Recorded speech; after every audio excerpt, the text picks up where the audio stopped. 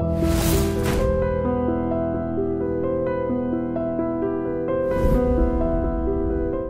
మధ్యకాలంలో కేవలం టైటిల్తో పోస్టర్స్తో మంచి ఇంట్రెస్ట్ క్రియేట్ చేసిన చిన్న సినిమా వెంకటాపురం. రగ్గడి టింట్లో ఉన్న పోస్టర్స్, ట్రైలర్స్ మంచి ఇంటెన్సిటీని కన్వే చేస్తూ క్యూరియాసిటీ క్రియేట్ చేశాయి. ఈ సినిమా కథ విషయానికి వస్తే పిజ్జా డెలివరీ బాయ్గా పనిచేసే హీరో ఆనంద్ స్టూడెంట్ అయిన హీరోయిన్ చిత్రతో లవ్లో పడతాడు. ఆమె కూడా ఆనంద్లో లవ్లో పడే టైంలో అనుకోకుండా ఓ ప్రాబ్లంలో ఇరుక్కుంటుంది. దాన్ని సాల్వ్ చేయడానికి వెళ్ళిన ఆనంద్ ఏకంగా పోలీసుల్నే మర్డర్ చేస్తాడు. అలా మర్డర్గా మారిన హీరో కథ ఏమైంది, అసలు హీరోయిన్కి ఎదురైన ప్రాబ్లం ఏంటి వంటి ఆసక్తికర విషయాలు సినిమా చూసి తెలుసుకోవాలి.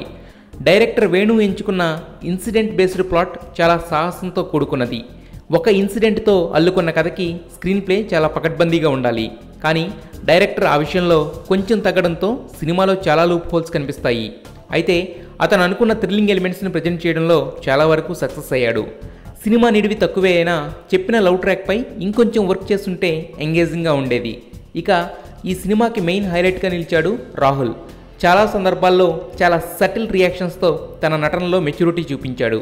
ఇక హీరోయిన్ మహిమా మక్వానా మొదటి సినిమా అయినా కూడా పర్లేదు అనిపించే పెర్ఫార్మెన్స్ ఇచ్చింది. స్క్రీన్ ప్రెజెన్స్ డీసెంట్గా ఉంది. అజయ్ ఘోష్ తన టైప్ విలనిజంతో తనకు బాగా పేరు తెచ్చిన లౌడర్ డైలాగ్తో పోలీస్ క్యారెక్టర్లో జీవించాడు. అజయ్, జోగినాయుడు, కాశీ విశ్వనాథ్ ఇలా అంతా పాత్రల పరిధి మేర రాణించారు. ఇక టెక్నీషియన్స్లో అచ్చు తన పందాకి విభిన్నంగా మ్యూజిక్ ఇచ్చాడు. పాటల పరంగా సినిమాకి ఇబ్బంది లేకపోయినా అవి సినిమాకి కూడా హెల్ప్ కాలేదు. ఇక ఆర్ఆర్ కూడా అప్ టు ద మార్క్ లేదనిపిస్తుంది.